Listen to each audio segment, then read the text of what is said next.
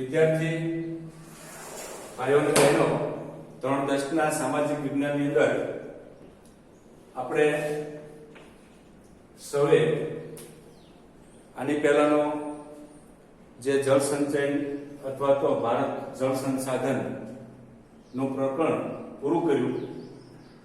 ત્યાર પછીનો જે પાઠ પહેલા એકમની અંદર ભારતનો સાહિત્યિક વારસો વિશે ચર્ચા કરવાની છે. આમ તો માનવીએ પોતાના વિચારો, ભાવો, લાગણીઓ અને ઉર્મિઓ વગેરેને માનવી કે પ્રાણી સુધી પહોંચાડવા માટે કોઈ ચોક્કસ પ્રકારનું સાહિત્ય નહોતું એક સમય. પરિણામ સ્વરૂપે પોતાના હાવભાવ, કોઈ સંકેતો નો આશરો લઈ અથવા કોઈ ચોક્કસ પ્રકારના ધ્વનિ ઉત્પન્ન કરી અને લોકો સુધી સંદેશાઓ પહોંચાડવામાં આવતા. કાળક્રમે ધીરે ધીરે લિપિનો ઉદ્ભવ થયો અને આ લિપિએ ભાષાના ઘડતરમાં મોટો ફાળો આપ્યો. સમયાંતરે પોતાના વિચારો અભિવ્યક્ત કરવા માટે ભાષાનો ઉપયોગ થયો અને આ ભાષાના સર્જનાત્મક પ્રયોગથી સાહિત્યનું સર્જન થવા પામ્યું. ભારતીય સાહિત્યિક વારસાની અંદર કોઈ પણ પ્રકારના વિચારો હોય, ભાવો હોય કે કોઈ પોતાની ઉર્મિઓ અભિવ્યક્ત કરવા માટે કોઈ ચોક્કસ પ્રકારની ભાષા કે સાહિત્ય નહોતું. એકબીજાને સંદેશાઓની આપ-લે કરવા માટે પોતાના હાવભાવો, કોઈ સાંકેતિક ચિહ્નોનો ઉપયોગ કરી અને સંદેશાઓ મોકલવામાં આવતા. પણ એવું કહેવાય કે ધીરે કોઈ ચોક્કસ પ્રકારની લિપિનો ઉદ્ભવ થયો છે અને એ લિપિમાંથી ભારતીય સાહિત્યનું સર્જન થયું છે એવું માનવામાં આવે છે. પ્રાચીન કાળથી ભારતીય સાહિત્ય તેની વિવિધતા અને વિશિષ્ટતા માટે ખૂબ પ્રખ્યાત છે. ભારતના વિદ્વાનોએ પ્રાચીન સાહિત્યના બે ભાગ પાડ્યા છે. એમાં એક વૈદિક સાહિત્ય અને બીજું પ્રશિષ્ટ સાહિત્ય, જે વેદો ઉપરથી ઉતરી આવેલું સાહિત્ય, જેને પ્રશિષ્ટ સાહિત્ય તરીકે ગણાવે છે. આ ઉપરાંત કેટલીક લોકબોલીઓ, આપણી આજુબાજુમાં બોલાતી બોલીઓ ને લોકબોલી તરીકે ઓળખવામાં આવે છે. અને લોકભાષાઓમાં રચાયેલું સાહિત્ય પણ પ્રચલિત હતું. કે મુખ્ય ભાષાઓ ઉપરાંત જે પ્રાંતની અંદર અલગ પ્રકારની જે બોલીઓ બોલાતી હતી એ બોલીઓને આધારિત કેટલુંક સાહિત્યનું સર્જન થયું, જેને લોકભાષાનું સાહિત્ય પણ કહેવું હોય તો કહેવાય છે. તો આપણને આના ઉપરથી ખ્યાલ આવી જશે કે ભારતીય સાહિત્યિક વારસાની અંદર ભારતનો બહુ પ્રાચીન સાહિત્યનો વારસો છે અને એમાં કાળક્રમે ધીરે લેખિત સ્વરૂપમાં સાહિત્યનું સર્જન થવા લાગ્યું અને એમાંથી વૈદિક સાહિત્ય અને પ્રશિષ્ટ સાહિત્ય અને કેટલુંક આજુબાજુમાં બોલાતી લોકબોલીનું સાહિત્યનું એ સર્જન થયું. એટલે આપણે સાહિત્યના બે પ્રકારો પડે છે, એમાં વૈદિક સાહિત્ય અને પ્રશિષ્ટ સાહિત્ય.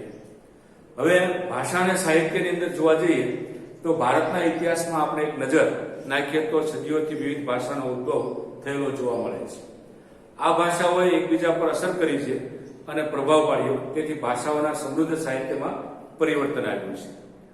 આ ભાષાઓના પરિણામે નવી ભાષાઓ અને નવા સાહિત્યનું સર્જન થયું.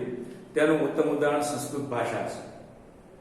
એવું કહેવાય કે કાળક્રમે અલગ વિસ્તારોમાં અલગ પ્રાંતોની અંદર અલગ પ્રકારની ભાષાઓ બોલતા હતા અને એ ભાષાના આધારે એક સાહિત્યનું સર્જન થયેલું છે. તો સામાન્ય રીતે ધીરે આ નવા સાહિત્યનું સર્જન થવા લાગ્યું અને તે સાહિત્યમાંથી એક સુંદર ઉદાહરણ રૂપે સંસ્કૃત ભાષાનો ઉદ્ભવ થયો. આમ તો સંસ્કૃત ભાષા છે દેવોની ભાષા છે અને આપણી પ્રાચીનતમ જો કોઈ ભાષા હોય તો તે સંસ્કૃત ભાષાને ગણવામાં આવે છે. વર્તમાન સમયમાં સંસ્કૃત ભાષાનો ઉપયોગ ઓછો છે. આપણે આ ખાસ તો બોલી ન શકતા હોય, પણ આપણા કોઈ વિધિ, ધાર્મિક પ્રસંગો હોય, કોઈ આવા પ્રસંગો સમયે વિવિધ પ્રકારના સંસ્કૃત સાહિત્યનું ગાન કરી અને એની વિધિ કરવામાં આવતી હોય છે. પણ ધાર્મિક કાર્યો અને પૂજા વિધિઓમાં સંસ્કૃત ભાષાનો ઉપયોગ વધતા ઓછા પ્રમાણમાં થતો જોવા મળે છે. સામાન્ય રીતે માનવીએ તે માટે અભિવ્યક્ત કરવાની અને જીલવાની ઉત્તમ તક ભાષા જ પૂરી પાડે છે. પ્રાચીન ભારતની લિપિ હડપ્પા સમયની છે. આ લિપિ આજે પણ ઉકેલી શકાય નથી. તે સમયના લોકોની ભાષા કંઈક હશે તે માહિતી હજુ પ્રાપ્ત થઈ શકતી નથી. પ્રાચીન સમયની જે હડપ્પા લિપિ આપણને હડપ્પીય સંસ્કૃતિના અવશેષો, સિંધુ ખંડી સંસ્કૃતિના અવશેષો જે મળી આવ્યા છે એના ઉપરથી કેટલીક લિપિ આપણને ચોક્કસ પ્રકારની લિપિ જોવા મળે છે. એ લિપિ હજી આજ દિવસ સુધી આપણે ઉકેલી શક્યા નથી, પણ તે સમયની અંદર આ લિપિનો ભાષા તરીકે ઉપયોગ થતો હોય છે તેવું માનવામાં આવે છે. આ ઉપરાંત ગીઝેના પિરામિડો છે, મિસરના પિરામિડો જે છે એ પિરામિડોની અંદર એક ચોક્કસ પ્રકારની લિપિની અંદર લખાણો લખાયેલા છે ચિત્રલિપિમાં, અને એ લખાણો જો ઉકેલાઈ જાય તો ભારતના અને દુનિયાના ઘણા બધા બ્રહ્માંડના રહસ્યો વિશે પણ આપણને માહિતી પ્રાપ્ત થઈ શકે તેમ છે. પણ હડપ્પીય લિપિ હજી, ભારતીય હડપ્પીય લિપિ હજી આજ દિવસ સુધી આપણે ઉકેલી શક્યા નથી, મતલબ એનો અર્થ વાંચી શક્યા નથી. મહર્ષિ પાણિનીએ સંસ્કૃત ભાષાના મહાન વ્યાકરણ શાસ્ત્રી હતા અને તેને વ્યાકરણનો અજોડ અને અષ્ટાધ્યાયી નામના ગ્રંથની રચના કરી, અને એ ગ્રંથ ઈસવીસન પૂર્વેની ચોથી સદીની આસપાસ લખાયેલું હોવાનું માનવામાં આવે છે. સંસ્કૃત ભાષાને આર્ય ભાષા કે ઋષિઓની ભાષા કે વિદ્વાનોની ભાષા કહે છે. આજના સમયમાં પણ વિશ્વ કક્ષાએ સર્વસ્વીકૃત જો કોઈ ભાષા બની હોય તો તે સંસ્કૃત ભાષા છે. એનું ઉદાહરણ ખાસ કરીને કોમ્પ્યુટર ક્ષેત્રે જે કીબોર્ડની અને જે કંઈ ટાઈપ કરવા માટેની જે રચનાઓ થયેલી છે એમાં આ સંસ્કૃત ભાષા અને વ્યાકરણનો ઉપયોગ થયેલો જોવા મળી આવે છે. એટલે વૈશ્વિક કક્ષાએ આજે સંસ્કૃત ભાષાનો બહોળો પ્રચાર અને પ્રસિદ્ધિ પ્રાપ્ત થઈ રહી છે. હવે સંસ્કૃત ભાષા મુખ્યત્વે ધર્મ, તત્વજ્ઞાન, જ્ઞાન અને વિજ્ઞાનની ભાષા. ધાર્મિક બાબતો હોય, કોઈ વૈજ્ઞાનિક બાબતો હોય, કોઈ તત્વજ્ઞાનને લગતી બાબતો હોય તો એ અંગે સંસ્કૃત ભાષાના ગ્રંથોમાંથી આપણને ઘણી બધી માહિતીઓ પ્રાપ્ત થાય છે. આપણે ઘણી વાર સાંભળતા હોઈએ છીએ કે વિજ્ઞાન અને તત્વજ્ઞાનના ક્ષેત્રે ધાર્મિક પ્રસંગો સમયે આ સંસ્કૃત ભાષાનો ઉપયોગ કરી અને વિવિધ પ્રકારના યજ્ઞો અને વિધિઓ કરવામાં આવતી હોય તેવું આપણે આજે પણ જાણીએ છીએ. તો આ ભારતના પ્રાચીન સાહિત્ય વારસાની અંદર એમ કહેવાય કે ભાષા સાહિત્યમાં આ વૈદિક સાહિત્ય અને પ્રશિષ્ટ સાહિત્ય અને કેટલીક લોકબોલીઓ તે સમૃદ્ધ સાહિત્ય આપણું થયેલું છે. હડપ્પીય સંસ્કૃતિનું સાહિત્ય મતલબ લિપિ આજ દિવસ સુધી ઉકેલાણી નથી. અને બીજા નંબરની અંદર પાણિનીએ અષ્ટાધ્યાય નામના વ્યાકરણ ગ્રંથની જે રચના કરી એ રચના સંસ્કૃત ભાષામાં થયેલી છે, અને એની અસર આજે આધુનિક યુગની અંદર કોમ્પ્યુટર ક્ષેત્રે પણ આપણને જોવા મળે છે. અને આમ સંસ્કૃત ભાષા મુખ્યત્વે જ્ઞાન, ધર્મ, તત્વજ્ઞાન અને વિજ્ઞાનની ભાષા એ બની રહેવા પામી છે. એટલે આપણે અહીંથી કહી શકીએ કે સૌથી પહેલી આપણી ભાષાનો જો ઉદ્ભવ થયો હોય તો તે સંસ્કૃત ભાષામાંથી વિવિધ ભાષાનો ઉદ્ભવ થયેલો જોવા મળે છે. અને શાસ્ત્રો પ્રમાણે એવું પણ કહેવાય કે સંસ્કૃત છે એ દેવોની ભાષા છે, અને અસંખ્ય પ્રકારનું સાહિત્ય એ સંસ્કૃતમાં લખાયેલું જોવા મળે છે. હવે અહીંયા આટલો ભાગ પૂરો કર્યા પછી પ્રાચીન ભારતીય સાહિત્ય આવો એક મુદ્દો આવે છે. વિદ્યાર્થી ભાઈઓ ખાસ આ પાઠની અંદર જોજો, બે જ પ્રશ્નો બનશે, એક પ્રાચીન સાહિત્યનો અને એક મધ્યકાલીન સાહિત્યનો, અને બે પ્રશ્નોમાંથી કોઈ પણ એક પ્રશ્ન ફરજિયાત પરીક્ષામાં આવે છે. એટલે થોડીક ધીમી ગતિએ વાંચી વિચારી અને એનું વિભાજન કરી અને મેં અહીંયા થોડાક મુદ્દાઓ તમને આપેલા છે. તમે ચોપડી વાંચશો એટલે તમને ખ્યાલ આવી જશે કે પ્રાચીન ભારતીય સાહિત્યમાં સૌથી પહેલા વેદો લેવાના, ઉપનિષદ લેવાના, બ્રાહ્મણ ગ્રંથો લેવાના, આર્યકો લેવાના, વેદાંત સાહિત્ય લેવાના, એની અંદર રામાયણ, મહાભારત, સંસ્કૃત સાહિત્ય, બૌદ્ધ સાહિત્ય, ગુજરાતી સાહિત્ય અને તમિલ સાહિત્ય, એમ કરીને તમારો આ પ્રશ્ન આખો પૂરો થાય. એટલે પ્રશ્ન આપણને પરીક્ષામાં એમ પૂછવામાં આવે કે પ્રાચીન ભારતીય સાહિત્ય વિશે ચર્ચા કરો, તો આપણી સૌથી પહેલી શરૂઆત એ વેદોથી થાય. હવે વેદોની અંદર 4 વેદો આવેલા છે: ઋગ્વેદ, અથર્વવેદ, સામવેદ અને યજુર્વેદ. એમાં સૌથી પ્રાચીન વેદ તરીકે એ ઋગ્વેદને ગણવામાં આવે છે. ઋગ્વેદની અંદર 1028 જેટલી ઋચાઓ જેને તાલબદ્ધ રીતે ગાય અને દેવોને લગતી ઋચાઓનું વર્ણન એ કરવામાં આવ્યું છે. અને આપણો સૌથી પ્રાચીનતમ ગ્રંથ તરીકે એ ઋગ્વેદની ગણના થતી જોવા મળે છે. તો ભારતીય સાહિત્યનું પ્રાચીનતમ પુસ્તક ઋગ્વેદ છે. એમાં કુલ 1028 ઋચાઓનો સંગ્રહ છે. ઋચાઓનો મતલબ તાલબદ્ધ રીતે ગાઈ શકાય તેવા શ્લોક એટલે ઋચાઓ કહેવામાં આવે છે. ઋગ્વેદ 10 ભાગમાં વહેંચાયેલું અદ્ભુત ગ્રંથ છે. આ ઋચાઓમાંથી મોટાભાગના દેવોને લગતી સ્તુતિઓ છે.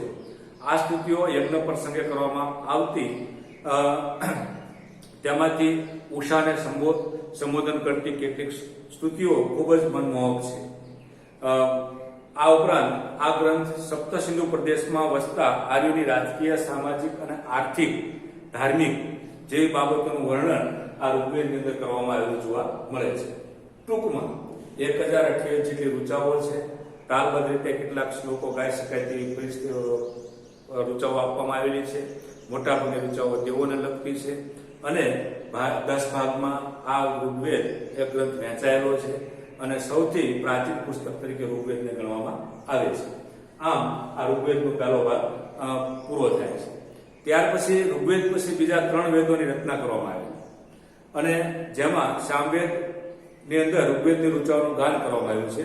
એટલે કે સંગીતની ગંગોત્રી સમાન સામવેદ ગણવામાં આવે છે અને જે કંઈ ઋગ્વેદની અંદર ઋચાઓ લખવામાં આવેલી છે એના ગાનનું વર્ણન એ સામવેદમાં કરવામાં આવ્યું છે.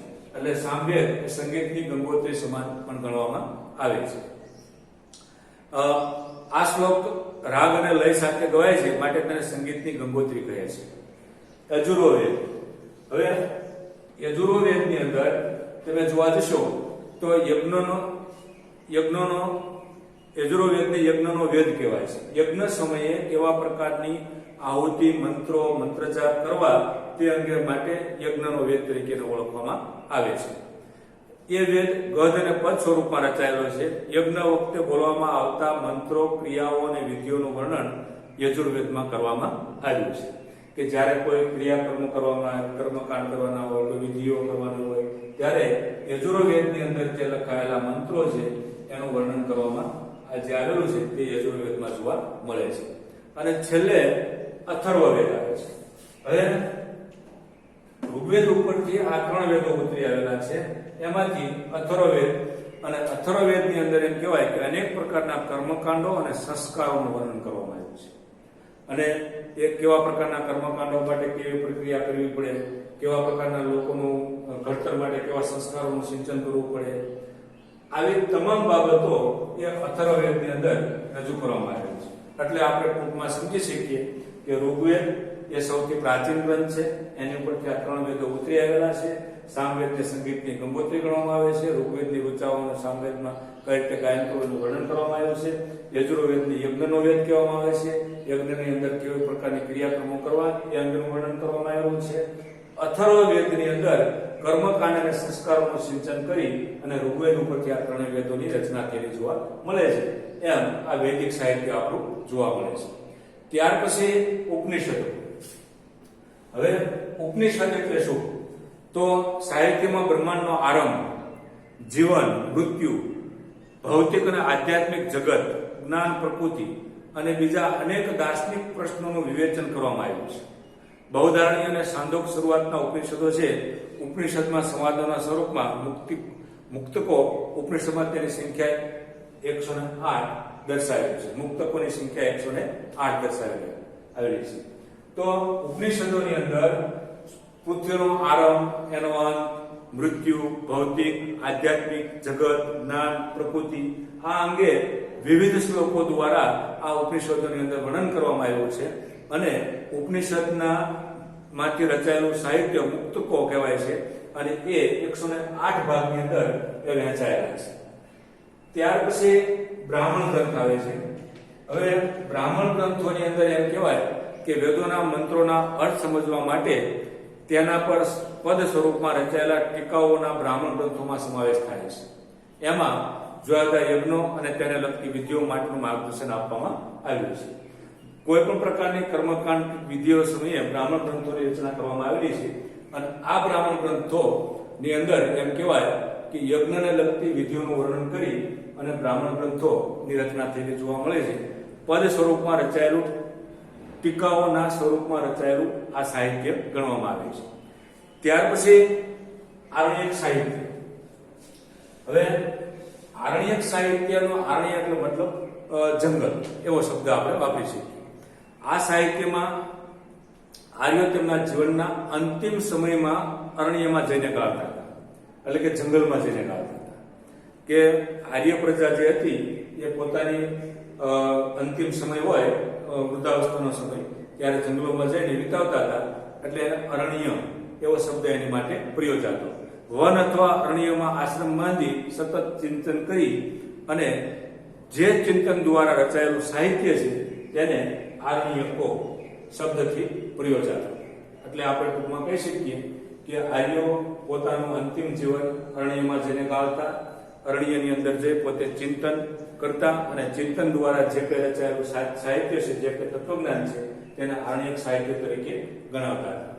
અને ત્યાર પછી વેદાંત સાહિત્યની અંદર સાહિત્યમાં કર્મકાંડ ઉપરાંત જ્યોતિષ, મહાભારત જેવા ખગોળશાસ્ત્ર, વ્યાકરણ જેવી અસંખ્ય બાબતોને આવરી લઈ અને એની રચના કરવામાં આવેલી છે. આમ ટૂંકમાં આપણે કહેવું હોય તો કહી શકીએ કે વેદો, ઉપનિષદો, બ્રાહ્મણ ગ્રંથો, આરણ્યકો અને વેદાંત સાહિત્યની રચના એ પ્રાચીન ભારતીય સાહિત્યમાં થયેલી જોવા મળે છે. તો કર્મકાંડો ઉપરાંત જ્યોતિષ, વ્યાકરણ અને ખગોળશાસ્ત્રનો સમાવેશ એ વેદાંત સાહિત્યમાં થયેલો જોવા મળે છે. ભારતીયના બે મુખ્ય આ મહાકાવ્યો. હવે પ્રશ્ન આગળ ચાલે છે કે પ્રાચીન ભારતના સાહિત્યની અંદર વેદો, 4 વેદો, ઉપનિષદ, બ્રાહ્મણ ગ્રંથ, આરણ્યકો, વેદાંત સાહિત્ય અને ત્યાર પછીનો જે મુદ્દો છે તે રામાયણ મહાભારત. હવે આ રામાયણ મહાભારત આમ તો પ્રાચીન ભારતથી શરૂ કરીને અત્યાર સુધીના લોકોના મુખે એક મહત્વના ગવાતો ગ્રંથ છે. પણ આપણે ઘણીવાર પરીક્ષાની અંદર જે આ બાબતો જ્યારે આવે ત્યારે આપણે ચીલાચાલુ જે બાબતો હોય એની રજૂઆત કરીને પેપરમાં લખી નાખતા હોય છે. પણ મિત્રો, અહીંયા રામાયણ કે મહાભારતની કથા વાંચવાની કે લખવાની નથી. અહીંયા માત્ર ને માત્ર તમારી ટેક્સ્ટબુકની અંદર જે થોડી માહિતી આપવામાં આવેલી છે એ 5-7 મુદ્દાના રૂપમાં રજૂ કરવાની છે. તો એમ કહેવાય કે પ્રાચીન ભારતના સૌથી મહત્વના 2 ગ્રંથો છે, એમાં રામાયણ અને મહાભારત. આ એક મુદ્દો આપણે ચર્ચી લઈએ. ભારતના 2 મુખ્ય મહાકાવ્યો રામાયણ અને મહાભારત છે. તેઓ પ્રાચીન ગ્રંથો છે. આ મહાકાવ્યો વર્તમાન સ્વરૂપે તો ઈસવીસનની 2જી સદીમાં મળ્યું છે. રામાયણમાં હવે જોજો, રામાયણની અંદર શું લખવાનું આવે છે કે રામાયણની અંદર અયોધ્યાના રાજા રામચંદ્રજીની કથાનું વર્ણન કરવામાં આવ્યું છે. આ મહાકાવ્ય મહાભારત કરતા ઘણું નાનું છે. તેમાં અનેક દિલચસ્પી ઘટનાઓ તથા સાહસોનું વર્ણન કરાયેલું છે. બસ આ 3 મુદ્દા છે કે રામાયણની અંદર અયોધ્યાના રાજા રામચંદ્રજીની કથાનું જીવનનું વર્ણન કરવામાં આવ્યું છે. એમાં કેટલીક દિલચસ્પી ઘટનાઓને આવરી લેવામાં આવી છે. અને મહાભારત કરતા રામાયણ એ ઘણો નાનો ગ્રંથ છે. આટલું રામાયણમાં લખવાનું છે. ત્યાં એવું નથી લખવાનું કે રાજાએ રામ છે વનમાં ગયા, રાવણ સાથે ઝઘડો કર્યો, સીતાજીને પાછા લાવ્યા, આ બધું કોઈ વર્ણન કરવાની જરૂરિયાત નથી. ત્યાર પછી મહાભારતની અંદર 1 લાખ જેટલા શ્લોકોનું વર્ણન કરવામાં આવ્યું છે. અને રામાયણ કરતા ઘણો મોટો ગ્રંથ છે. એટલે આપણે ટેક્સ્ટ બુકના આધારે કહી શકીએ કે આ મહાકાવ્ય મહાભારત કરતા ઘણું નાનું છે. મતલબ મહાભારત એટલે કે રામાયણ નાનું છે. મહાભારતમાં લગભગ 1 લાખ શ્લોકો છે. તે વિશ્વનો સૌથી મોટો કાવ્ય સંગ્રહ છે. હવે મહાભારતની વાત છે કે મહાભારતની અંદર 1 લાખ શ્લોકોનું વર્ણન કરવામાં આવ્યું છે. તેમાં વિશ્વનો સૌથી મોટો કાવ્ય સંગ્રહ ગણવામાં આવે છે. તેમાં પાંડવો અને કૌરવો વચ્ચે થયેલા યુદ્ધ અને તેનો મુખ્ય વિષય છે. તેમ છતાં તેમાં અનેક નાની મોટી વાર્તાઓ પણ જોડી દેવામાં આવી છે. મહાભારતના શ્રીમદ ભગવદ્ ગીતામાં ગહન દાર્શનિક સાહિત્યનું વિવેચન કરવામાં આવ્યું છે. અને તેમાં મોક્ષ પ્રાપ્તિના 3 માર્ગો જ્ઞાન, કર્મ અને ભક્તિ માર્ગનું વિવેચન કરવામાં આવ્યું છે.